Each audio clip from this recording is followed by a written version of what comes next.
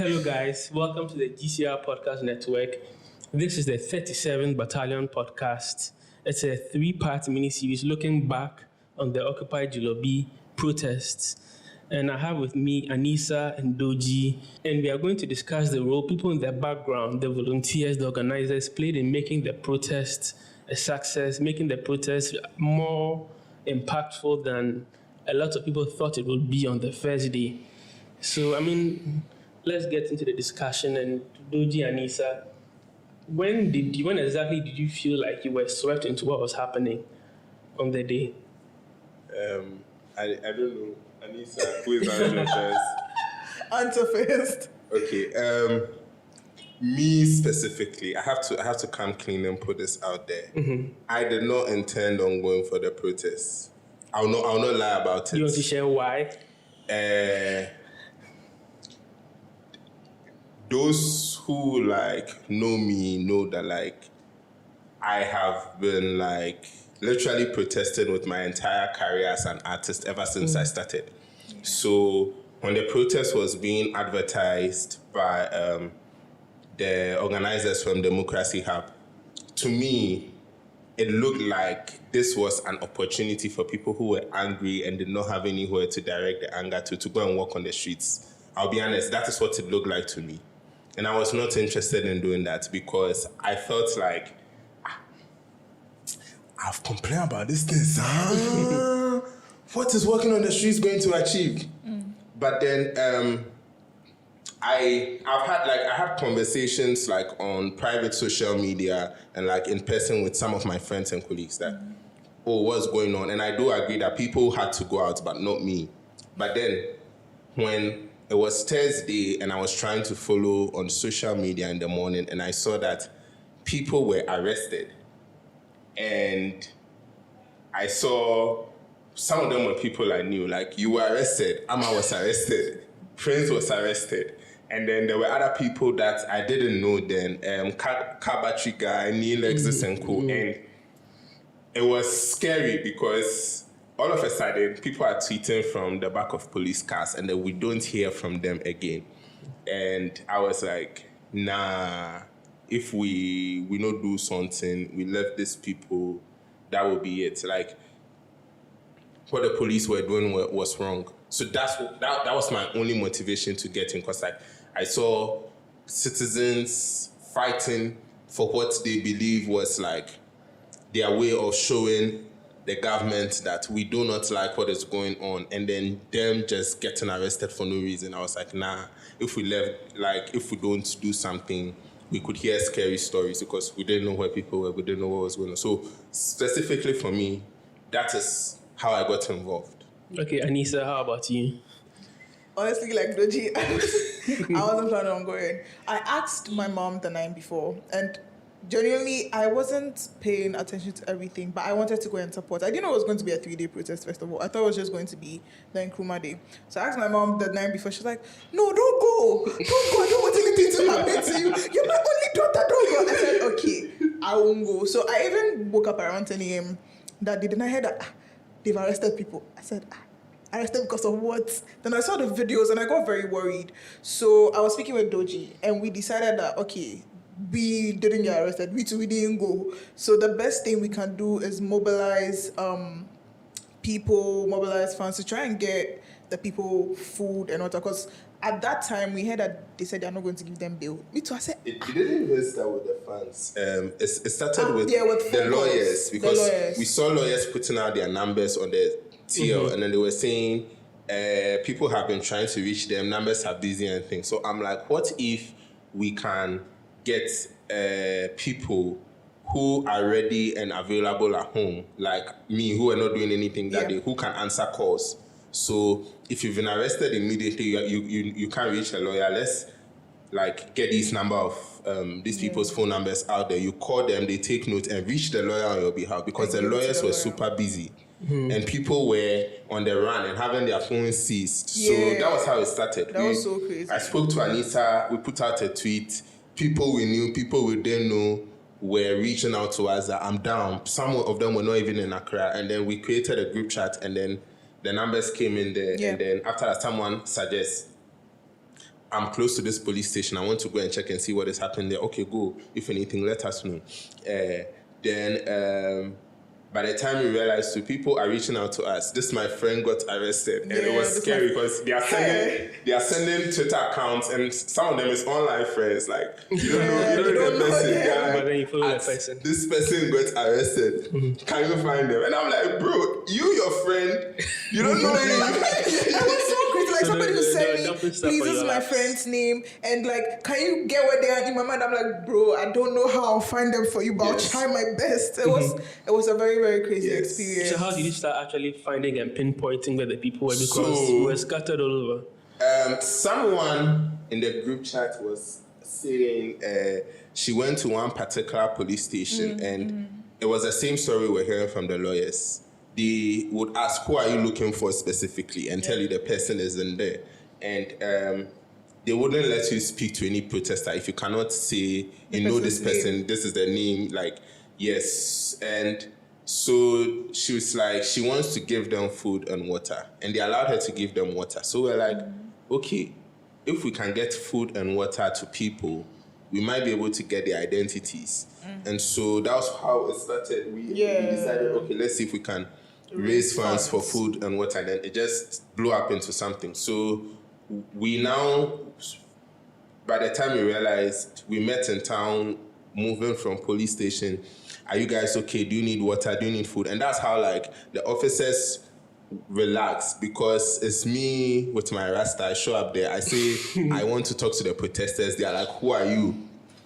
Are you a lawyer? What's going on? Who are you looking for? I said, no, I am a concerned Ghanaian. I want to make sure they've eaten and then they have water. Call just one of them. Let me just get the number of them there so I go and get the food. So that's how we're able to speculate. Oh, there's like 19 people at this station. There's like 15 here. There's 5 here. And then we were able to pin some identities to some of them, and that helped. But it's very scary because some of the reports that came to us included people being taken to certain police stations that at the end of the day, when everything was done, we realized that these were not officially part of the ones where people were taken. So So in your count, did the number of people you were dealing with tally with the 49, the government? There were some people specifically that I know of who got rounded up and were sent to a station. So while I'm hot in the sun with Anisah, going from station to station, trying to locate, in the back of my mind, I have it that, hey, this person has been arrested. We still don't know where they are. This person is. Out of the blue, I get a message and they are like, oh, yeah, also like 5 other people. We were sent to a station around airport. We were there for a while, and then these are not my words. This is what the person told me. They said the police at that station said, because you were not arrested with the first batch of people, we can release you. Because this whole thing came as like an order from above. So pay 1,000 cedis per head and we'll release you. That's what happened. Ghana police. Yes. And this person said they were willing and ready to pay because they had a flight the following day. But they couldn't pay that. So they were able to beg that, oh, we'll give you 400 per head, and was able to arrange for money to come from their office, which was close by, to pay for everyone that they got arrested with. And they were released. And he said, at that moment, while they were being released, a car was coming in with 5 other people, now being detained, brought in, protesters. And we never got to that police station. From all the info that happened at Regional, it seemed that was not on the list of police station. But at the end of the day, everyone who got arrested, one way or the other, was accounted for. So it's very scary. It's like there was an unlawful order from above. And within that order, there were also those executing that unlawful order, doing their also personal unlawful acts, milking the whole situation. Yeah. So me, in my opinion, when I saw the press release that it was just 49 protesters, it was not 49 protesters. It was more than that. I think it would be around 50, 60, 70 people who were arrested. Wow. Because when they arrested them, they didn't just leave them at Regional had the most like people there, but they didn't just leave them there. They spread them around the capital. So you get 15 people here, 5 people here, 10 people here, 6 people here. And I realized that 49. Nah, it cannot be 49 people. It was more than, but I think they said 49 to reduce the fear or hostility. So it's like, oh, we just arrested 49 people. It's not that much. Because if the actual number did come out, it would have been different. I don't, as for the numbering, and that's personally, I can't speak to it. I don't know what was the rationale behind all of that. But one thing I didn't understand was why the police arrest people and tell them, we are sending you to this specific station.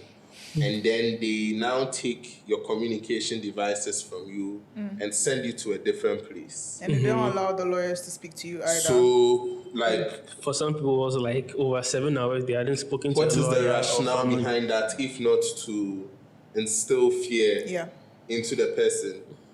And I might sound a certain way, but I've had experiences with police in Accra. Like, say I'm a Rasta boy, I have logs. I'm used to police profiling, I'm used to random searches and things like that. And so I know how sometimes these people can behave. And if this is not your everyday reality, you are used to like seeing the police on your side as they are here to protect you. The police are your friend. Exactly. Dampari is your friend. Me, if you tell me that, I feel scared because I get profiled a lot. And it's a very scary thing. You never really get used to it. But it keeps you on edge and makes you learn better about like your rights, police conducts, and things like that. Even though those things really don't work here, you know, so that at the end of the day, it can help your case one way or the other. Yeah. So Yes. I think, did you guys feel like you had bitten on more than you could chew at some point in the day? Because it's like a lot of people calling with their concerns, their complaints, missing persons, and you were just two by that point, or did more people kind of? We were not just two. I'll be honest about that. We had like, there's a whole group chat with so many names. If I say I'm going to start mentioning names now, I'll mention some and forget some. There were people that were not even following us. We didn't know them. Yeah, we just got to know them through this. So it wasn't just us.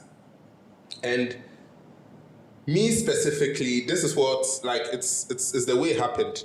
That's what sustained my interest. And I didn't feel like I was biting more than I could chew till everything was over. Because for the first time ever in my life, I saw everyday Ghanaians coming forward to say, I see what is happening, this is how I can support. And people were bringing their best feet forward. Yeah. So if someone is going to look back at everything that happened and say, oh, Occupy Julorbi was successful because of me and what I did, the person is lying to you. Like, they are crook in the making. Don't believe them. Because it was like... It was a joint effort. A decentralized, organized thing, in the sense that I have an idea, I put it out there. For example, on the second day, while we were, in fact, on the first day, we were looking at, okay, there's going to be a protest happening on the second day and third day. What can the volunteers we got be, like, what can they do to support? And in terms of volunteers we got people who were a medical team on standby. Yeah. To the extent that Anisah and I did not have to do any form of medical strategy because we reached out and were like, we need doctors and health workers who are available. Someone came forward and it's like, I can reach out to doctors. And then the person did that. If they needed any sort of funding or something like that, they came to us from the funds that we were able to raise. We send the money, get receipts, account for it. So we had different volunteers like that. There was a medical team. There was a whole team of people doing research to get like fact-checked information for designers making infographics. Yeah. There were people who were ready to share that. There were people who volunteered their personal blogs their personal YouTube channels, social media pages and things to become like interim media outlets reporting the experiences of the people happening. We had a volunteer team of writers ready to write articles on what is going on.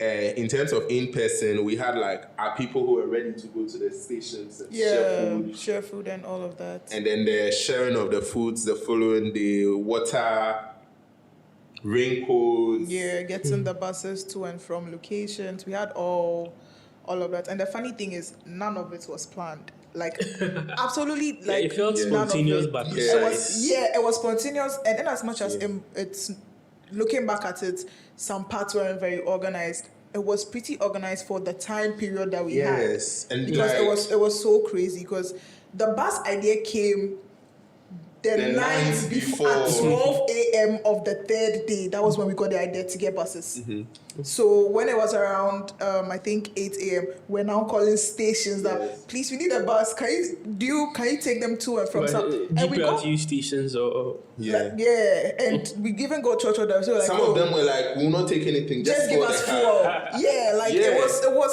It was so crazy, and there was a little bit of pressure, but the pressure was more compared to what we were doing. Like me personally, like my patriotism that died a long time ago. It came back. It came back, and I was just like, wow. So we can actually fight for ourselves when the time is right. Okay, I think I can work with people like this. Yeah, and it was just very, very beautiful. And we are the generation that they refer to us as like the lazy youth. That we like complaining. We don't like work. But here were young people bringing their best feet forward to support what they saw was happening. And honestly, see me, I'm proud. I'm proud of like... Very, very proud. Young Ghanaians. Because look at me, I'm a baby. I'm just 22 years old. I'm a baby. There were like 22, 23-years-olds who were we are not supposed to be thinking about these things. So like, I might be on school. I don't do partisan politics. In fact, I don't pay attention to politics in this country. But here I was looking, this is what is happening. You guys come and do this. I'm like... Look at what this person has done to somebody like me. Soft life babe like me. Bro. I'm out there. And I didn't mind being out there because I felt like if, for example, I'm a concerned citizen, if a concerned citizen doesn't put their foot forward, what about those who have been going through it since that, like, the more like the bad things keep happening, they're just like, it's normal. It's just normal. Like, this is what we are going through. It's normal. If we don't put our foot forward, we can't fight for them, and they wouldn't also get the energy to fight for themselves eventually. So it was an eye-opening experience, especially on the third day. The third day, I thought the second day people came, but they weren't a lot.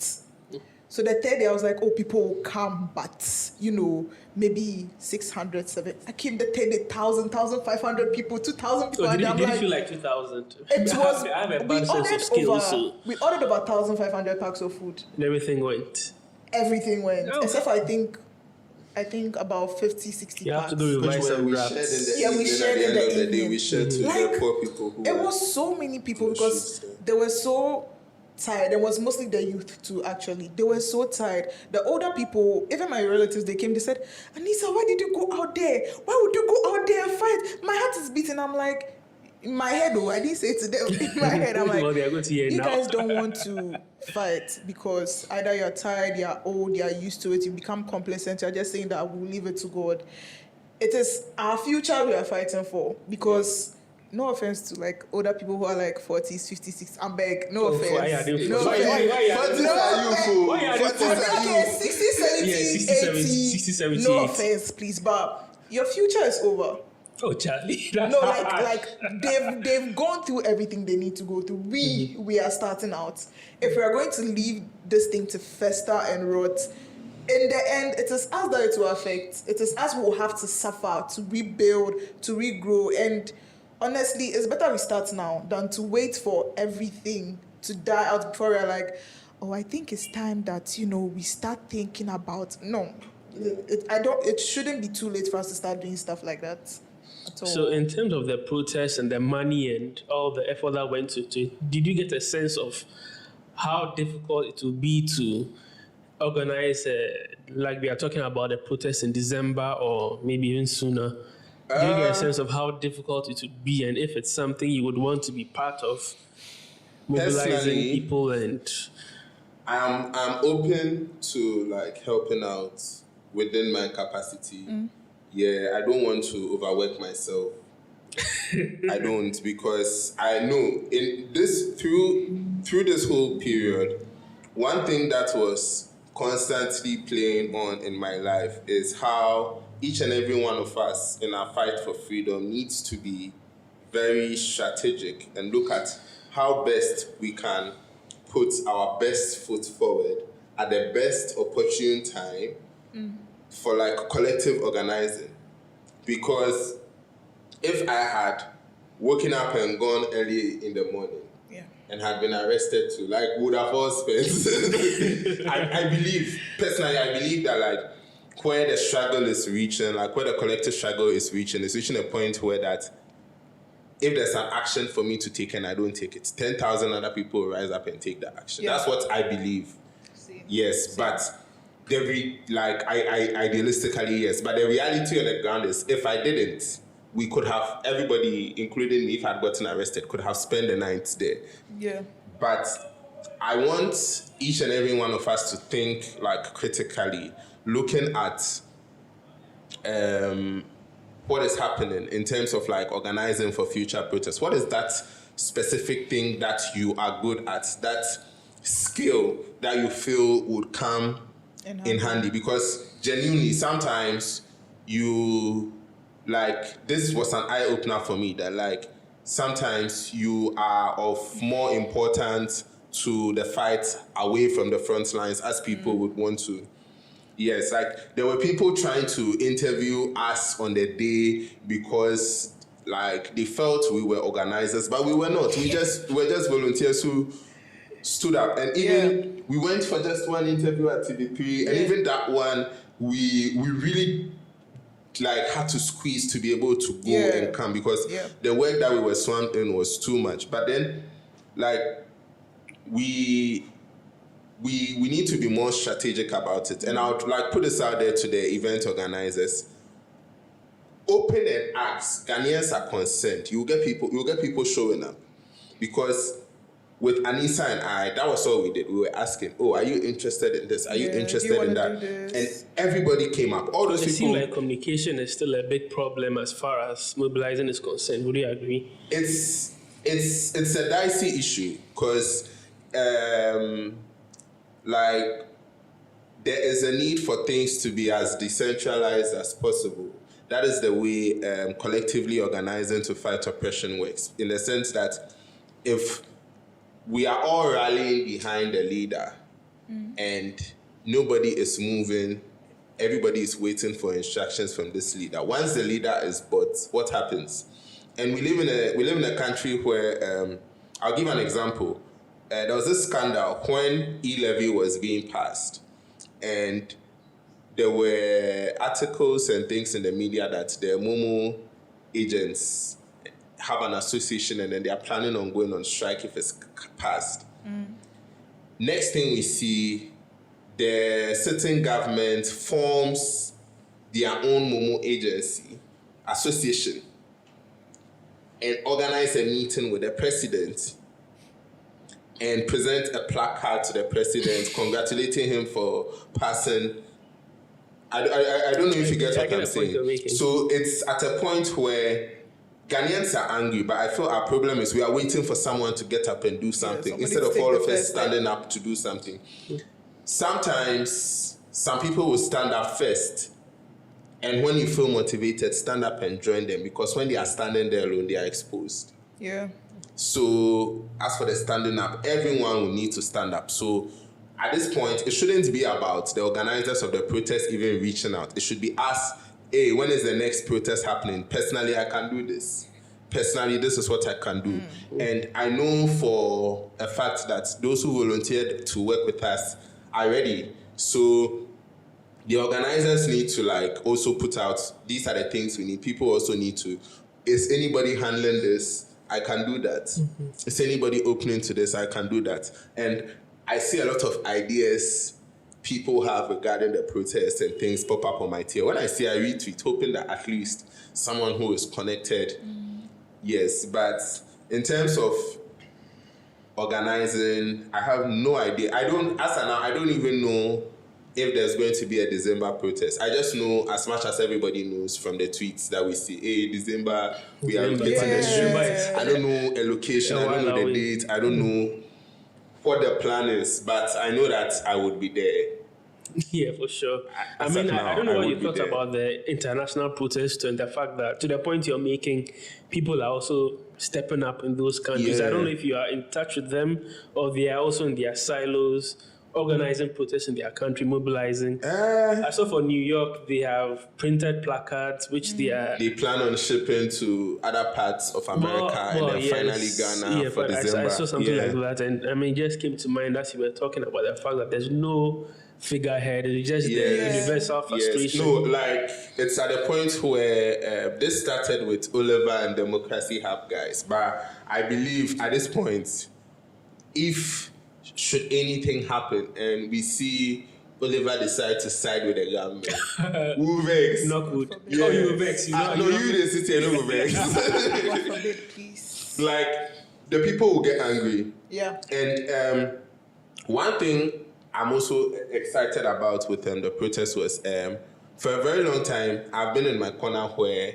I'm fed up with both political parties. Yeah. And whenever I complain about it, my NDC mutuals will try and preach why they are the lesser evils to me. And the NPP mutuals will try to preach why the NDC is the greater evil. The greater evil. And I'm just sick and tired of it. And when you meet people like this and you speak to them one-on-one and you say it, they agree that Ghana needs a change. But they believe the change is impossible from exactly. It's not going to come about if it doesn't come up within the system. And you find that these people believe that they are in the place that they are likely supposed to make the most change. But that doesn't happen because the system is stronger than the man. And this protest has exposed me to the fact that, Dodzi, you are not the only Ghanaian in Ghana who is fed up with. And the bubble doctors, accountants, lawyers, unemployed students, they're all on the street. We are all fed up. And so, if the people are ready to take a non-partisan stand, that idea seems to be more of a reality now than it was the last election year when people were basically bullying other people online because they said they would not vote. But yeah.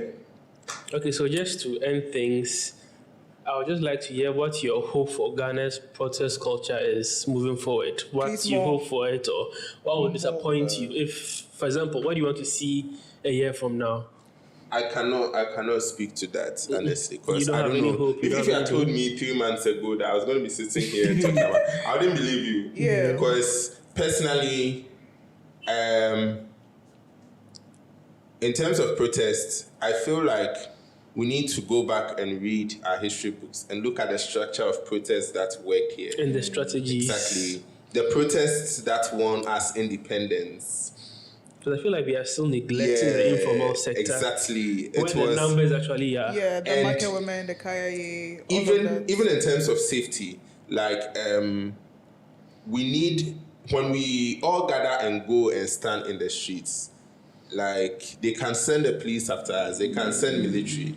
We've seen this government send police with hot water and rubber bullets against lawyers. Those who know the law. Those who uphold it. Bro, that's why initially I didn't want to go for the protest, because lawyers were giving hot water. They were just passing in front. They were not even going to the house. As that we are not. We are going to occupy Julorbi. Yes, but we need the sit-down strike protest. Genuinely, if we all decide that Monday when the podcast comes out, after listening, it's okay, we'll not go to work again. Nobody can do. Remember, no, you get me. Remember when the trotro drivers and mates said they were going on strike, Look at what and they happened. went for just 2 days. They just spent 2 days playing ball at their station. The country came to a standstill. Fuel prices stabilized for a few weeks. I don't know if you get me. This shows that like a number of our problems are manufactured out of corruption. It's not that they can't do, it's that they don't care enough to do it. Another example would be when the protest didn't just end, it went online, and the hashtag has been going, and there's still protesting up till leaders, now. all of that. Yes. I think when we ended on Saturday, Monday, we're still going strong. Tuesday, they said, and we're talking about how there's the tax on the bill for sanitary pads and everything. The next day, they said they are rewriting the bill for the pad. I said, so they know what they can do. They know what we want, but they refuse it because to them, they already know that is one of our flaws as Ghanaians. We have the let's leave it to God mentality. Let's leave it to God will do it for us. Let's just pray. Let's just they won't we have a public image or you're opinion for, but you're opinion for, you will not do the right thing. That's the thing. So I feel like with what he's saying, if we all decide, like if everybody decides that today we are not doing anything, the market women won't go to the market, you won't go to the office job, Uber drivers won't go, the church drivers, all the teachers, everything will come to a standstill. The doctors, those are the top. Okay, no, doctors have to go. That one. Well, the emergency. Handle emergencies, but no consultation. If you are emergency, will treat you. But if you are coming to doctor, it's like there's something. The unions can lock down this country. Most of the unions. Yes, because independent. They can lock down the Remember, country. there was a sit-down strike. Nkrumah and the others were in prison. And the citizens who said we are boycotting all businesses owned by foreign nationals. One, we are not going to work until you release our people. And that was when the self-government now that Nkrumah was chanting, the people chanted it. And then they realized that sense of urgency is something that we haven't really tapped into yet. Because they realized that Nkrumah was on the same page as everyday Ghanaians. And that is what we need. Everyone is a leader. So if you want to meet with leaders, our leaders are our needs. You have to meet the needs of Ghanaians. Once you meet them, I will not be on the street shouting. I would be in my house. We'll be enjoying with our family, which we all want to do anyway. Yes. So I feel like that's a good place to end things. I want to just say that everybody online, Charlie, fighting, who showed up in person, I'm proud of you. And it's a lot.